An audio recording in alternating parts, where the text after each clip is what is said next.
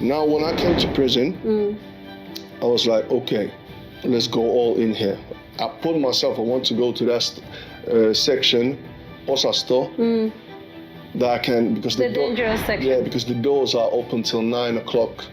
Officer was even telling me, are you sure you want to go there? Like, we have a problem with racism. Are you sure you want to go there? I was like, man, I'm born in Oulu and Kestena. Wow, I'm sure I can survive there. I go there, there was one guy, the boss there, was one big, huge skinhead.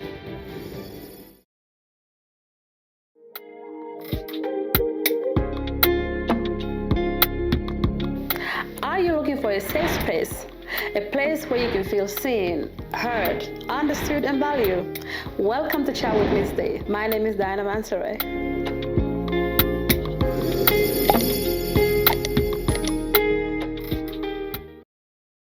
Welcome to Chat with Miss D. I'm your host, Miss D. In today's episode, we're going to talk about redemption, resilience, and purpose. My guest, Omos, you guys might know him as Opa Oko. He has turned his darkest life into impacting millions in Finland. Opa's journey is just a beautiful reminder how it's never too late to change your life. This is Opa's story, from prison to purpose. Without further ado, please help me welcome. So guys, welcome Opa. Thank you. Welcome to Chat with Miss D. Thank you very much. It's a pleasure to have you. I've been following your story, your journey is so inspiring. I was just telling the viewers how you turn your life around, make a 360, impacting millions in Finland. I am inspired by you, but I would love them to hear your story. Thank you. We used to be neighbors, yeah? Yes. Let's not go there. You don't want to go there? No, I don't want to go there. Okay. Why? I don't want to go there. No. Okay. I don't want people to know everything. Okay. I want people to get to know you. Okay. So, for those who don't know you, who is Omos? Omos. Omos, Opa, Oko. They say in Nigeria to say Omos. Omos. My grandmother used to say Omosi. Omosi? Yeah, I don't know why it's like. Okay. I don't know why. Tell us who is Omos, aka Opa. Omos is a guy who is really ambitious and creative. I'm a creative dude, yeah. And I used to have how can I say? I used to do a lot of crime before. Then when I came from prison. Okay, wait, slow down there. Yeah. I would like it. So Omos is a guy who's ambitious. Yeah. What else? Tell me. Creative. What else? I'm kind. What else am I?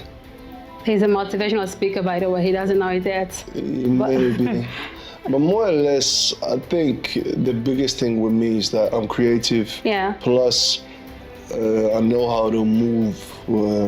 Some people are really intelligent, but they don't have this kind of show. Is it sosiaalinen älykkyys? What do they call it in English?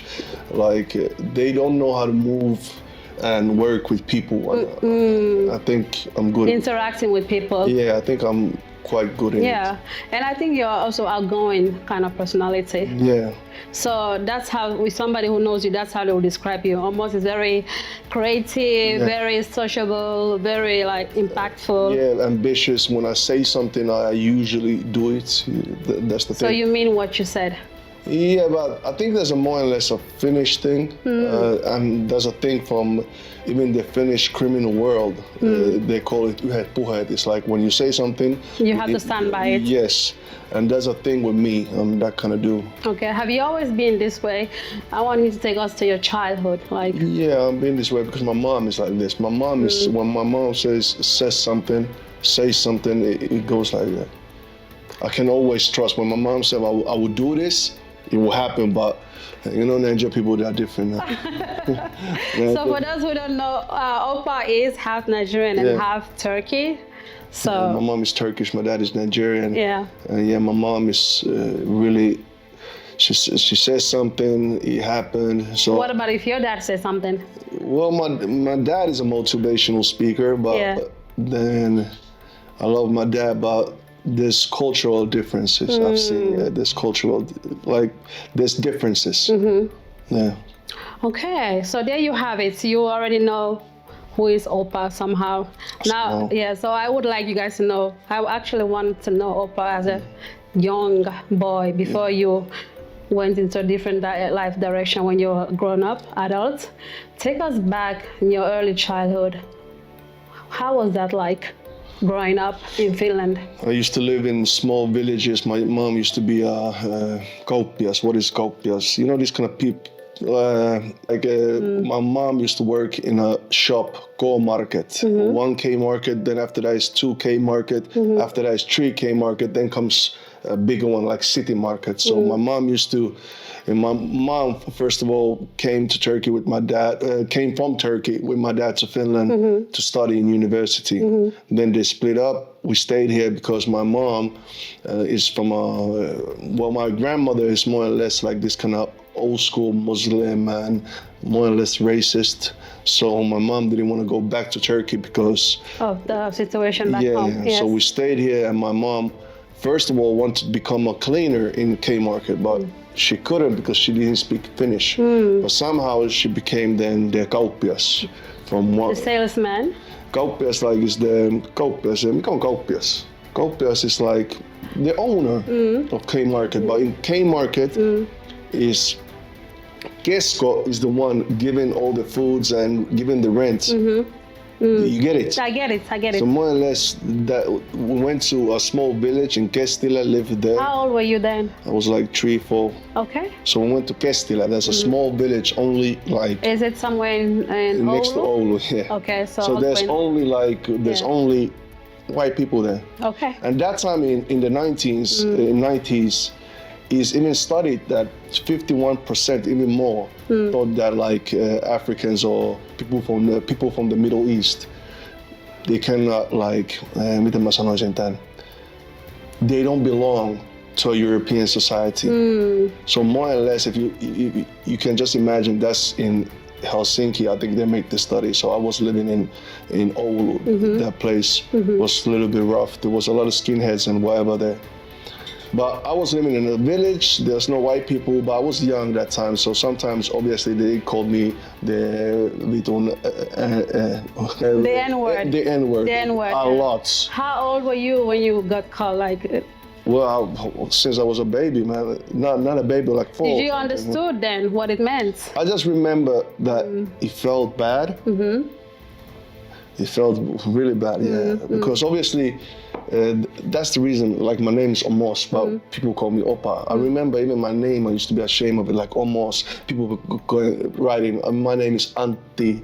And I used to wish like, shit, I wish my name is like Antti, because now when I go and write my name, people will be like, what the fuck is this name, man? Omos Omogiate Oko. So I used to always do like this. I used to be smart when I was a kid. I'd be like, my name is Omos Omogiate Oko, but call me Ompu. Call me Ompu. So people. You wanted to belong. I wanted to belong. Yeah, but then when I went to Vaala, there's another small village. My mom went to the 2K market to be the boss there. Was it only you and your mom at that time? My brother too, but my brother was this kind of guy who.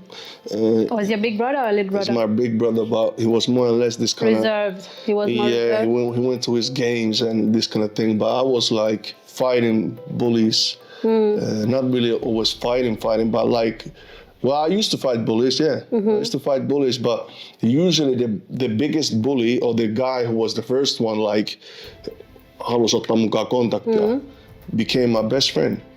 So my best friend from Kestila was a guy whose dad is a motorcycle guy. Then the next village I went to, again, the first dude I fought with, he became my best friend, and even his father was a motorcycle guy, and the brothers were in a motorcycle gang. And how old were you guys around that time? I think I was in like 1 or 2 or 3, like grade. Yeah, maybe like 6, 8, 7. 9. Okay. Yeah. So I used to fight a lot. You used to fight a lot at 6 years old. Can you call it fighting? But yeah. Yeah. Obviously, every time I meet a new like group, I used to go from a village to a village. So they used to be like name calling and something like that. So you're defending yourself, yeah. Yeah, but after that, obviously, now you become friends.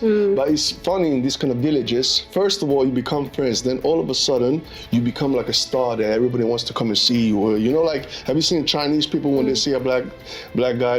Some of them, they will just look at you like this. Whispering, yeah. Yeah, that happened to me many times. When you go to a new village in Finland that time, people will just come and look at you. They're like, wow. Well, they're looking at you in a way like, what is that? Or what, like, oh my God, what is that? Yeah, oh my God, what is that? But after that, let's say 3 days, it would be like, wow, what is that? Then after that 3 days, you will see that some of the kids will all of a sudden become like racist. They will have like pilottitakki, and they will like start behaving racist and be like skinheads. So and I think it's from the parents. The parents maybe said something or something like that. But yeah, se aaltoili. So basically, your childhood, you had a rough childhood. I kind of say it was rough because, to be honest, my house, the way my mom, my house was good. I used to be always safe in my household. Like, I used to love just, like, my mom used to take care. Your mom took care of you. But the thing is, when my mom used to always work. So when my mom was working, I used to have a lot of time to just free time. Yeah. When and the problem is when people see you as one, let's say like, okay, you're black or you're the N-word, then you yourself you want to like show people like, nah, I'm this, and then you start doing extreme shit to show them like I'm this. You wanted to prove yourself to some people. Yeah, I think it's like, first of all, you want to have name. I want people to know my name, that that's Ompo, that's Opa. So that's not like everybody else. Plus then after that you will start, obviously you want to be safe. You don't want people to, mess around with you, or you don't want to, but it doesn't, in those villages, it didn't happen. When I went to Oulu, it started happening. Like there were skinheads spitting on me, pushing me in, that people are driving the road. They pushed me in the road like grown men. Wow. Yeah, insulting me when I was a kid, like 10 or something. They were insulting me when I was 10, walking to my mom's. Imagine my mom's own city market. There's a big shop. Like my mom was one of the biggest taxpayers in Oulu, female. Turkish, and I was walking to my mom's shop, and there was one skinhead shouting, "Vitun ansana, et maksaako sossu, is the social security paying your school fees and shit." And I remember I never saw a skinhead before, but somehow when I was walking, I knew the energy was different. I was like, something is wrong. The guy was just looking at me, all of a sudden stood up. And I remember I used to have Finnish friends, only Finnish friends. Obviously, I was born in Finland.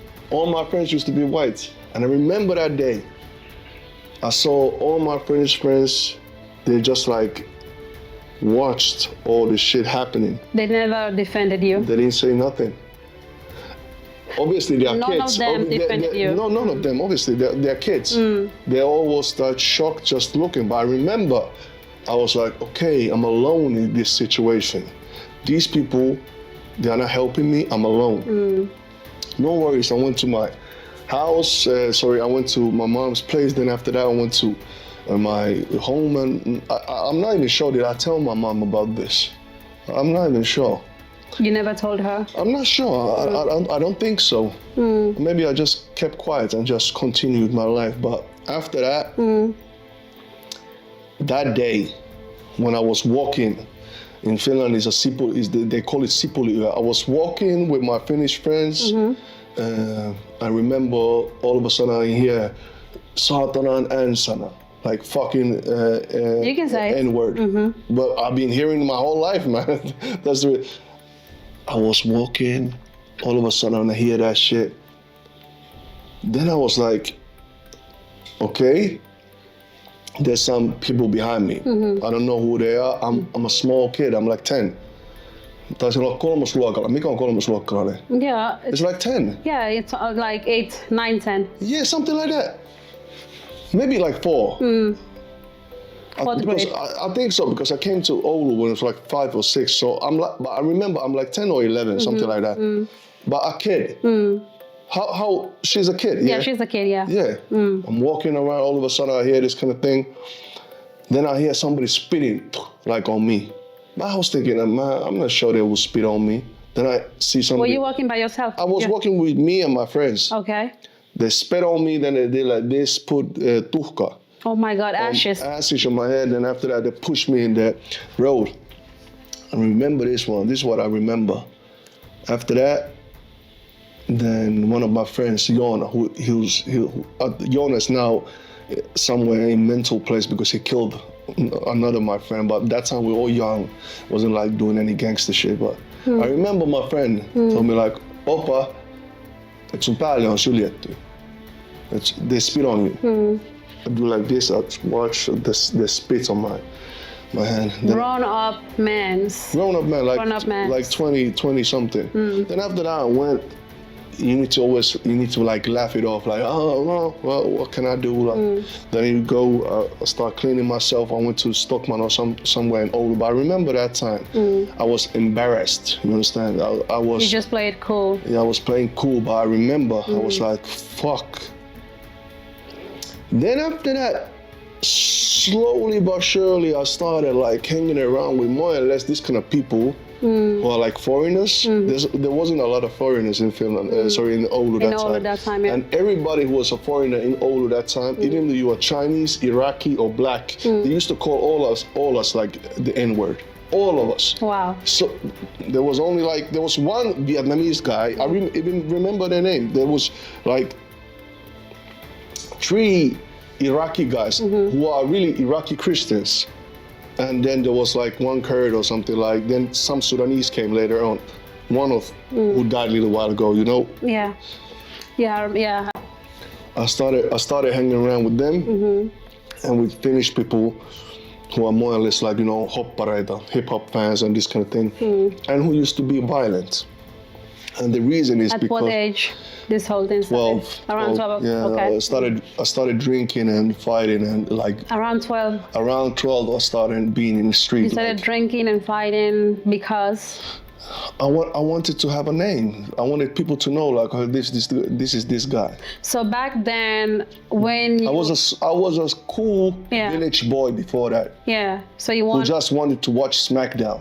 You know SmackDown? Yeah, that used to be. Yeah, I used to just then. want to chill, watch it, go to school. That's it. So because of what happened with you at 10 years old, those grown-up men spitting on you kind of provoked something in you that you need to show them who you are. No, it somehow made me hakea semmoista turvaverkkoa. Like how can we say it in English? Like I started hanging around with people who has your back. Yeah, more or less. And most of these people were like when we grew up, went to like proper gangs and all these kind of things, or are proper junkies right now, or dead. Most of them. All of the people that you hang up with, grew up with? Not obviously, not all of them, but like. So the gang that you grew up with from the age 12, they're the ones who used to be like, would you call them outcast? Syrjäytyneitä, could you call them outcasts? So they were out. Yeah, so they were doing already, you know, smoking and drinking. They were smoking, they were stabbing stages. people, they were like moving in a gang. They even had a name, Tekomop. Most of them. Was that a gang? More or less like a gang, but not really. Okay. Well, obviously it was a gang because we had a name and we claimed that name and we were young and stupid, but So I actually wanted to, I want to understand this better.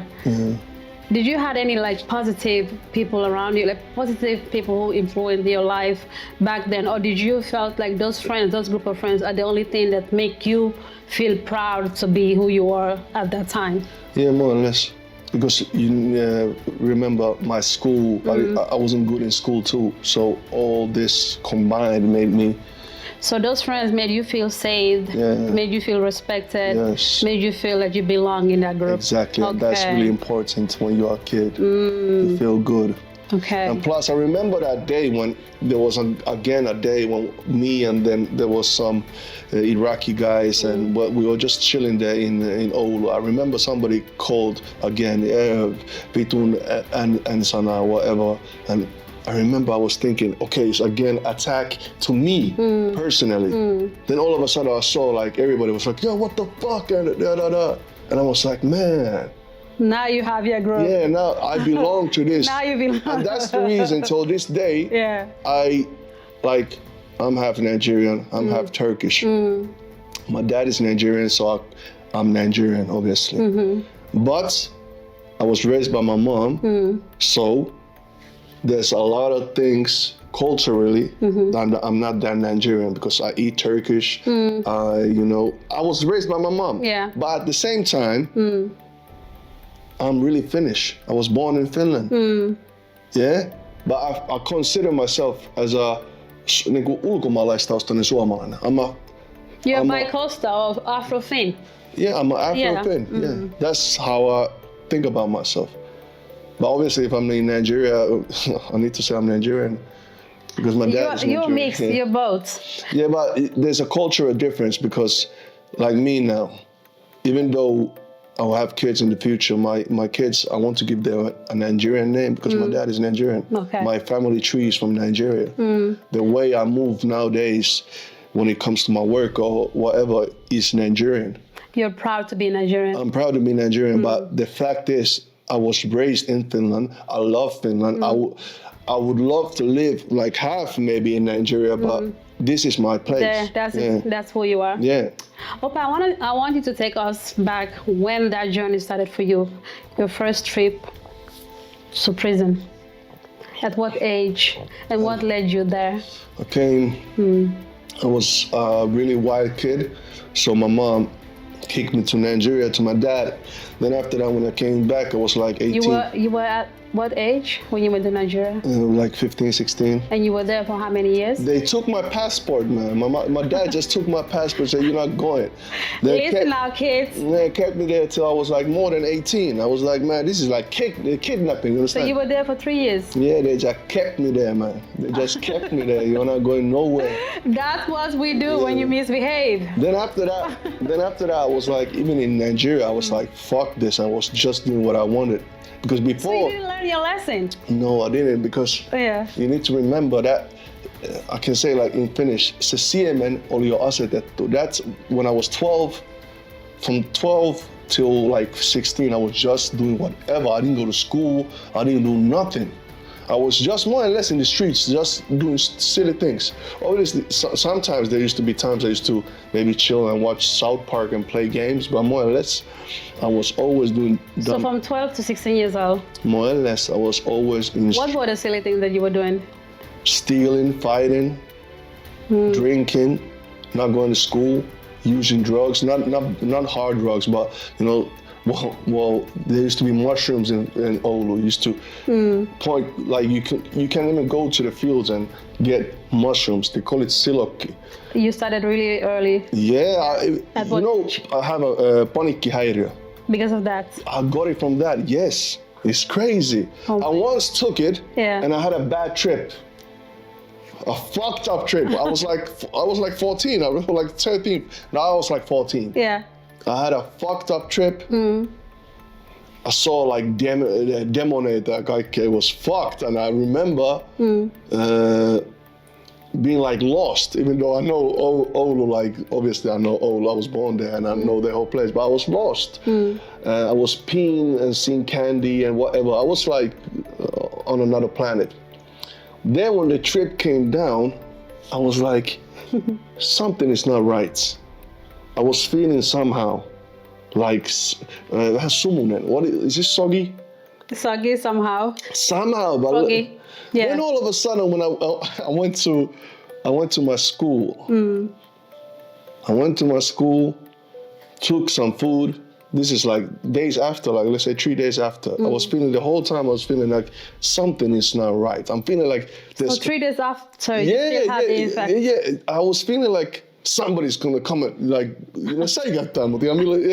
I was like, something is not right. Okay. I went to take some food, Then all of a sudden, when I was going to sit down, I was like, hey, I cannot be here. Everybody was like, what's wrong, Opa? I was like, I cannot be here. I need to go. Then after that, it was like 2 months.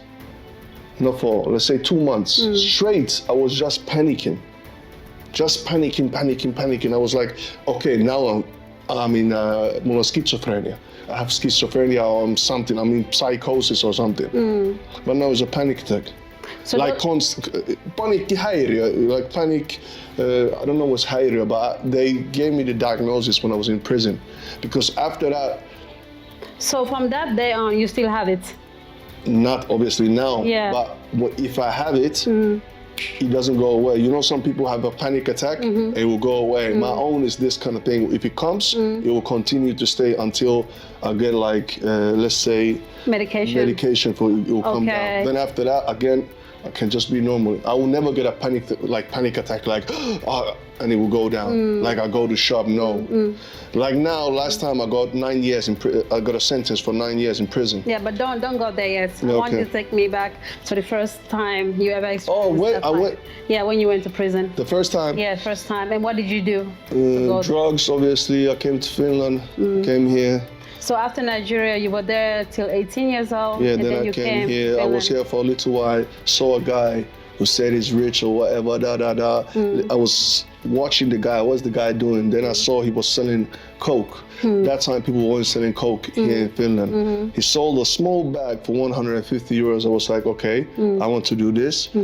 I started doing it 3 years. We were just balling, chilling, and, enjoying life. I was a young guy, so you enjoy fast money. Yeah, fast money. You enjoy life. You go clubbing. You enjoy. Then we got caught, and they put me to Kerava prison. That was a prison for more or less young people. I was 20, 21. So went there. Then when I went there, there was a lot of foreigners there. There's a lot of Somalians, a lot of Finnish Roma people, gypsies. Then more or less the people who are white there, the Finnish, were like this kind of scumbags who don't want to go to the bigger prisons where are the gangs, this kind of people. So I was there. How long were you there for? Not so long, like 1 year or something. After that, I was in Koevapaus. They allowed me to go free and put this kind of ankle thing in my leg. But when I was there, I had another move going on. Why you were? That time when I was living there next to you. You had that the whole time? Yeah. That time when you saw me, I had that thing on, but I didn't tell you. Yeah. Then after that, straight away, I told there was one guy owing me money, so the guy needed to do something to get the money. So he did something, but he got caught in Tulli. What is Tulli? Tulli is customs. Customs, yes. So now all of a sudden, I see customs trying to come to that place we are living, but somehow I used to have a girlfriend that time. Looking from the window was like, I think these are like some viranomaiset. They came to look for you? Yeah, and then she just woke me up. So I think like people are coming here to take you. Just randomly. I stood up, boom, I went. You went where? I was without a shirt or nothing. I just went like that. I went down. There was one guy, one half Ghanaian guy, half Finnish. Used to have a friend down, in the right side of the building. Yeah. I just went there, dumb. I told him like, look, there's police in my house or the customs. Can I come here for a while? The guy was like, just come. I went there, chilling there. That's Africans for you. I went there. No, he was a Finnish guy. He was a Finnish guy, okay. He was my African guy's friend. He was a Finnish guy. Just came like, what the fuck? I was like, can I come here for a while? The guy allowed me. But why did you run away? Because I didn't want to go to jail, man. I didn't want to go to jail. I want to chill. Obviously, nobody wants to go to jail. You do whatever. Did you somehow break the deal that you had with them? Because you said that you were Koevapala. Yeah, but I was telling you, I was in Koevapaus, but that time I told one guy to go to do something. The guy came back and got They caught linked you, in the customs. and he snitched. And now he didn't snitch, but they linked me that I'm the one who gave the orders to do something. Okay. More or less like this. Now they're coming to catch me. So I went away. Then after that, they gave my ex-girlfriend a number to call. I called the guy, the customs officer was there, yeah, we need to see, so epäillään törkeästä huumausainerikosta, they're thinking I'm trafficking drugs. Then went there, they didn't, I was thinking I would be clever, I would go there and show them, what's happening? Like, my friend? That's my childhood friend. Like, what are you talking about? I did that, trick. But it worked. It worked. They allowed me to go again. They say, okay, next time come, this kind of thing. But after that, when it went to the court system, the same prosecutor was there who gave me the last sentence. And they were like, yeah, Oppa used to do the other trick too, was more or less like the same way, only like now it's Oppa doing the whole trick. Oppa is the one organisoi. Well, how can we say organisoi? He's the one doing the whole thing now. Yeah. He's the one who's the boss now. And they gave me a sentence. How much was it? How many years was it? They didn't give me much because they didn't catch much, but more or less 3 years straight away from that, like, yeah. I wanted to ask, what was your first experience in prison while you were there? Tell me about the first experience wasn't bad because I went to that Kerava and there was more or less like foreigners. They put me in the cell with a lot of foreigners. So I was chilling there, nothing really much. But now the next one was a little bit more extreme. Where was it? In Sörnäinen, Helsinki, because it was in Finland. There's a lot of white people here, and in prison system that time, not anymore. That time, the black people, they didn't allow them to go to like there's good sections in prison. You can work, you can go to school. They didn't allow them to come to this kind of sections. The foreigners. They couldn't come there. Okay. Before, it was even worse. They put the black people to pelkäjien osasto with all the pedophiles, the sex offenders. Really? Yeah, they did. You know that there's that guy from, who was that country that used to have this civil war? Which country? Bantut ja nää. Is it South Africa? Is it Hutsit ja Bantu? Yeah, South Africa? It's not South Africa. It's, there's one African country that there's been a prisoner here in Finland since. And like that guy now, they kept him in solitary. Eristyksessä, they would put him there and be like 1 hour just come out for many years. But then, when there was a little bit more black people coming, they allowed them to go to one section that was loose. Now, when I came to prison, I was like, okay, now I have a big sentence coming. I don't have a girlfriend or nothing. Let's go all in here. I put myself, I want to go to that section, osasto, that I can, because the dangerous section. Yeah, because the doors are open till 9 o'clock, and I hate to be in cell. So I went there. The officer was even telling me, "Are you sure you want to go there? Like, we have a problem with racism. Are you sure you want to go there?" I was like, "Man, I'm born in Oulu and Kestera. Wow, I'm sure I can survive there." I go there. There was one guy, the boss there was one big, huge skinhead. You mean the boss of the prison or the prisoner, the guard? No, the prison. Okay. Our section, the area where we are. The one in charge of that section. More or less in charge, not officially, but the guy that the other prisoners are looking up to was a skinhead. And for 3 months, we didn't speak nothing. Nothing. We were just like, the guy was just mean mugging me. And he was huge. Everybody was taking hormones, steroids.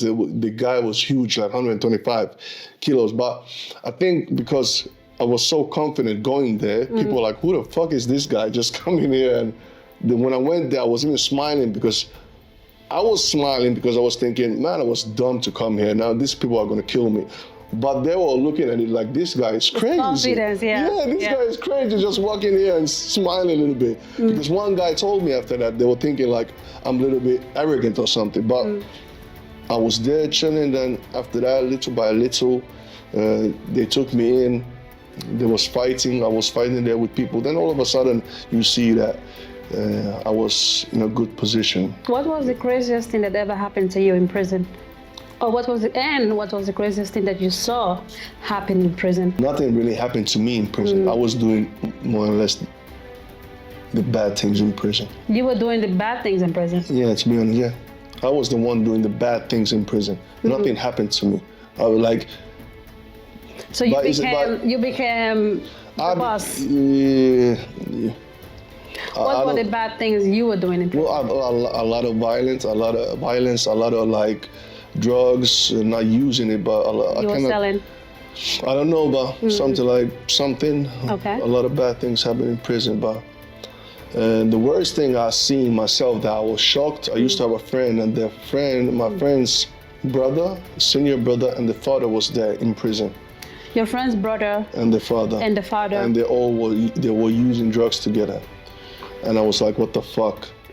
They were using, the father used to get Subutex from the prison, korvaushoito. So the father used to take the Subutex out and put it down, and then he would share it with their two sons. And I used to be like, shit. I remember once I did a deal or something, just imagine what kind of deal, and I gave half of it or something to the father. Because it was like, yo, have you seen my sons? I was like, yeah, I haven't seen them. Take their share. Because anybody can give my share to my mother or to my father. I gave it to them. All of a sudden, I see them, my friend and the brother was like, yo, where's our share? I was like, I gave it to your father. I was like, no, why did you give it to my father? I was like, what the fuck? That's your father. I was like, no, I'm sure now he used it or something. He will not give it to us. So I was shocked. I didn't know like that's the reality with some people. Yeah, but that's the reality. Yeah. Obviously, I saw many things. I saw a guy got beaten so bad. It's an aivoneste tuli, like the liquid of his fucking brains. Yes. Came out. Was like vaahto. Like it was coming out. Then I just looked. And you know, there's no snitching culture, so I just looked. We were looking at the thing. The guy came, was like so confused. One guy beat him up there, and he was my friend even. Then I was just looking. People were just like, the guy was like, you can hear the guy in there. It was like a cell. They beat the guy up, or he beat the guy up. And one guy, he used to be a professional, like a UFC fighter, went to see and was like, okay, aivoneste tule. I went to see it, I saw okay. Then after that, we just were like, in prison, there's like this kind of, osasto menee näin ja keskellä on semmoinen juttu, että siitä menee niin kuin alas peili. Joten siinä on semmoinen, niin kuin, missä sä pystyt olla. Mä en osaa selittää, mitä mä sanoisin. Yeah, I think we understood that.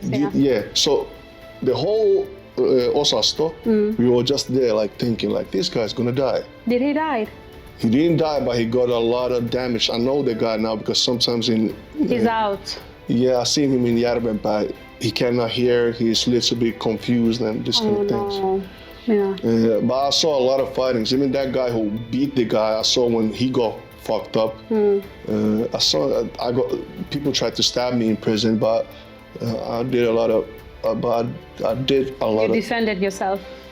I didn't defend myself. I was not a bully, but I was. You can be bold. I want you to own it because that's not who you are anymore.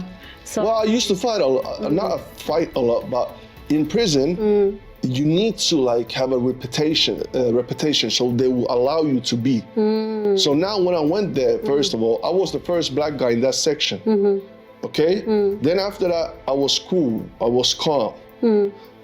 Then something happened that there was one guy, black guy came, and they were calling the guy a snitch. Then I told this guy, look, if you're a snitch, show your paperwork that people will stop calling you a snitch. Already black people here, we don't have a good reputation. The guy started insulting me. I told the guy, look, next time you come here, if you come and sit here, I will fuck you up. The guy didn't believe me. Then I went to my room, chilled. Next morning, I saw the guy going again. I said, okay. It's go time. Yeah, then I fucked him up. Then after that, I came back. There was a couple of guys now coming that are more my type. people who been around with foreigners. So now more or less we clicked up. So now the old heads didn't have a say, because now you guys were in charge. Not well, I cannot say in charge, but let's say like this: we did what we wanted to do because we are now young, ruthless, and we had our own pack. So now the old people, or the people that time who used to be in a gang or something, they didn't have that control anymore. So I remember there was a time somebody even came to me like, "Yo, if you come to this section, or if somebody comes to this section and sells, let's say drugs, they will get fucked up."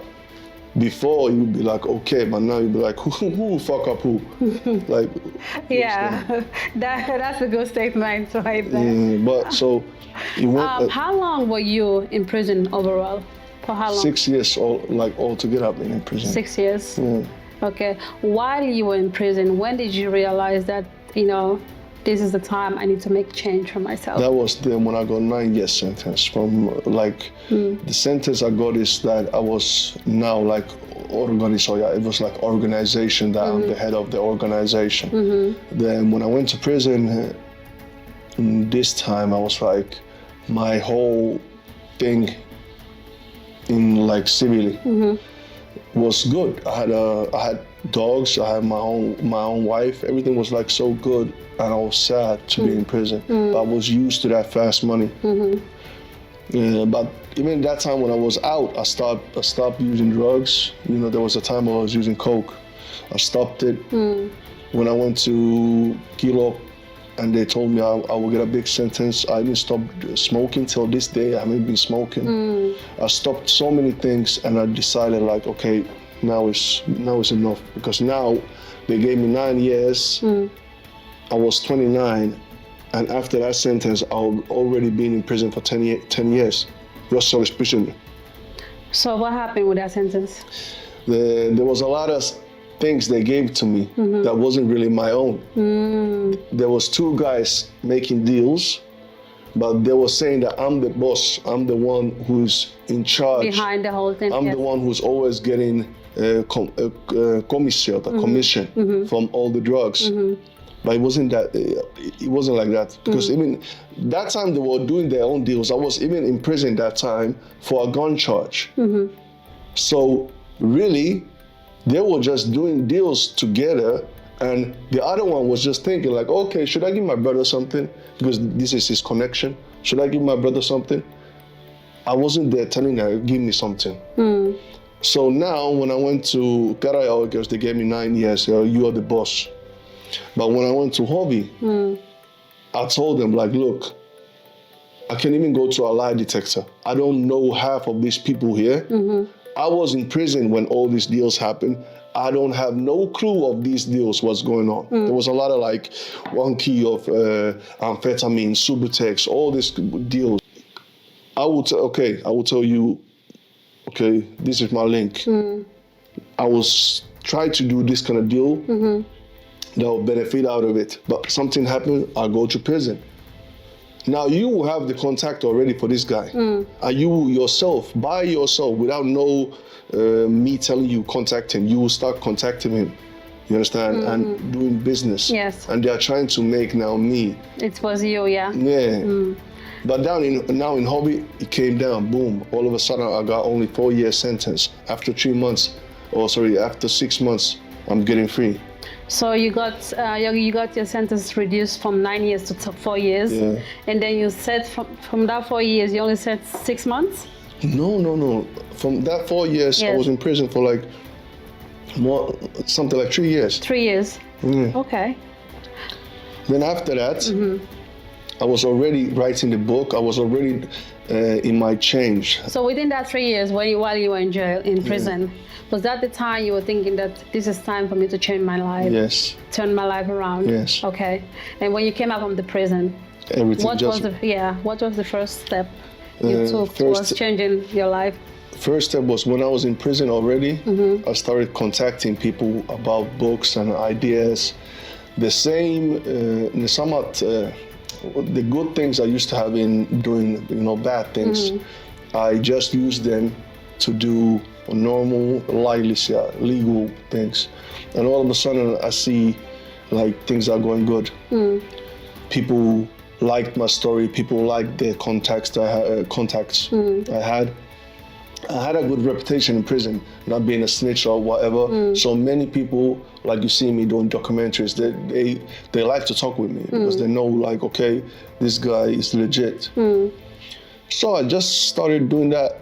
So you open your TikTok account? Yeah, that's because sharing your life story? Yeah, but that was because the Kustantomo, the publisher, was like, people need to know you more. And I was sure that if I tell my story, and even the good side is when I tell my story to the public, that means now is everybody knows it, everybody knows me.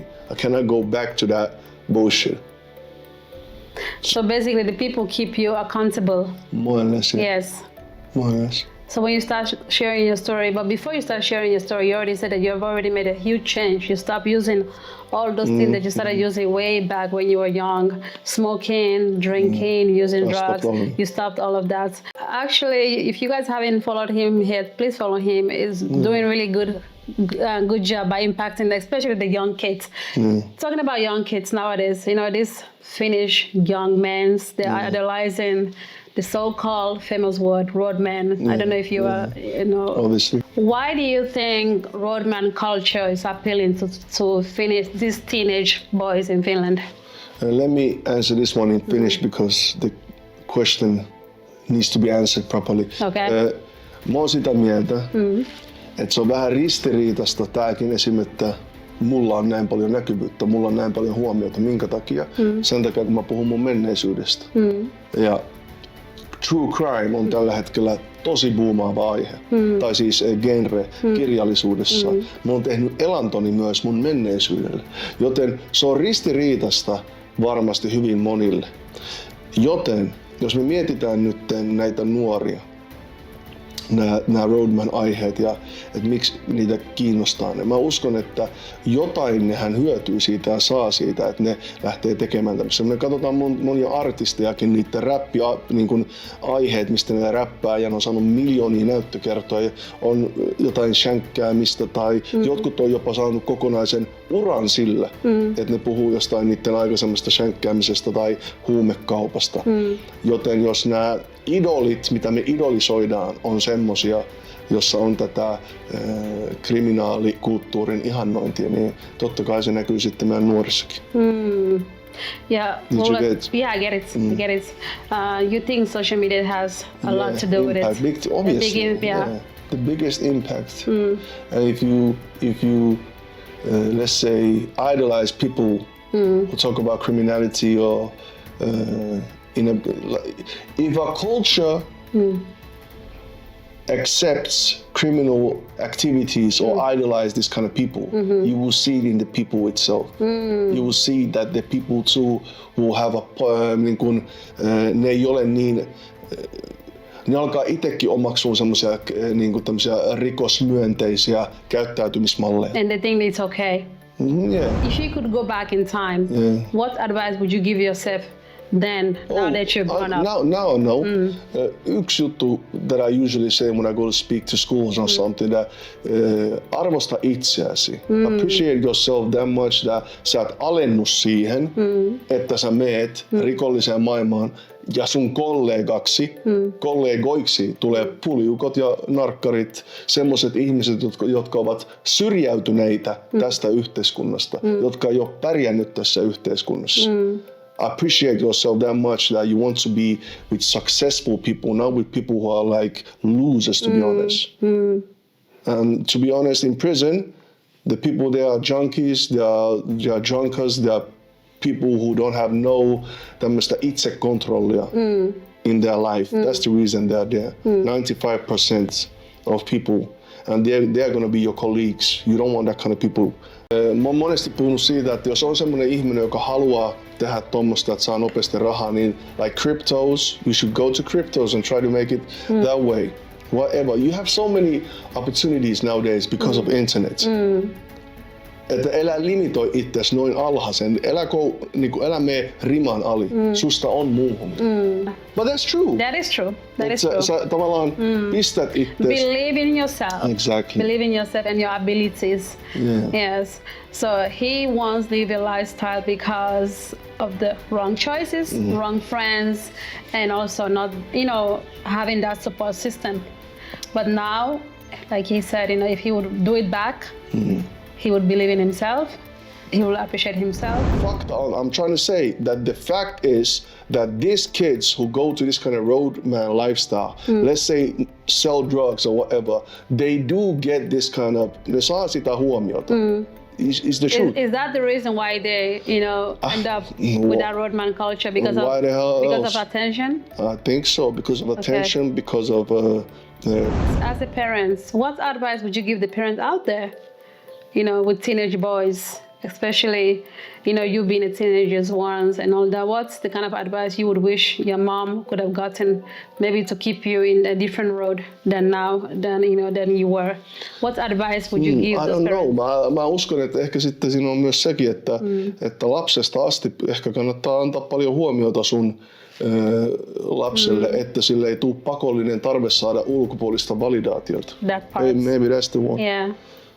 But yeah. So more love, more affection. Yeah, but that's the problem with the school system, että jos on yksi koulusysteemi, and the school system usually benefits girls nowadays. If you even check even studies, koulusysteemikin on tehty tietyn tyyppiselle ihmiselle. Okay, you go to this school, you get good grades and you go da. There's a lot of people who are not good in school, mutta ne voi olla vaikka luovia niin kuin mä.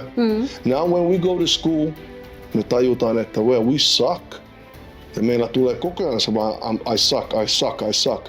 That time, sitten kun sä lähdet koulusta pois, and you start getting that validation from another thing, maybe it's a bad thing, you feel so fucking good, and you stay in that thing. But things have changed now. Obviously, but I was lucky. I used to get validation for selling drugs. I used to love selling drugs a lot. I didn't want to quit selling drugs. The only reason I quit is because it was, mä aina sanon, että mä olin miinuksen puolella. That means I started getting too big. My sentence were so big that it was like I'm on minus. It didn't make sense. It don't make sense continue because I'm like 30 something. I've been 10 years in prison. It don't make sense anymore. And plus then in Finland, usually you need to make a deal with the cops to sell drugs and then snitch on other people. And I was like, man, You're not doing that. I'm not doing that. So why else can I quit and do something else? But when I quit and I started doing my thing, straight away I saw, okay, this guy likes me, this guy wants to do something with me. So mä aloin saamaan sitä onnistumisen tunnetta heti muista jutuista. So that's the reason you see me sticking to this thing, because I see, I'm good in this. You're good in that, Yeah, but let's say another guy, he will start doing the same thing like me, ehkä se ei mene silleen. And then he will be like, fuck, let me go to this old thing.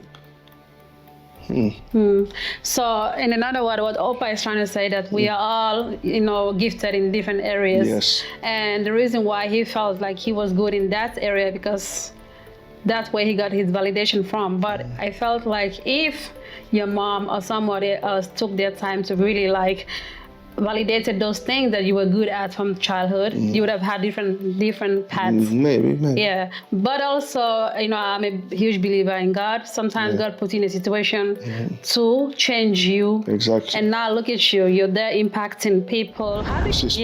Every day when I'm in live, you hear me once saying, että mä oon kiitollinen, että mä oon Suomessa. Että kiitos Jumala, että mä oon Suomessa.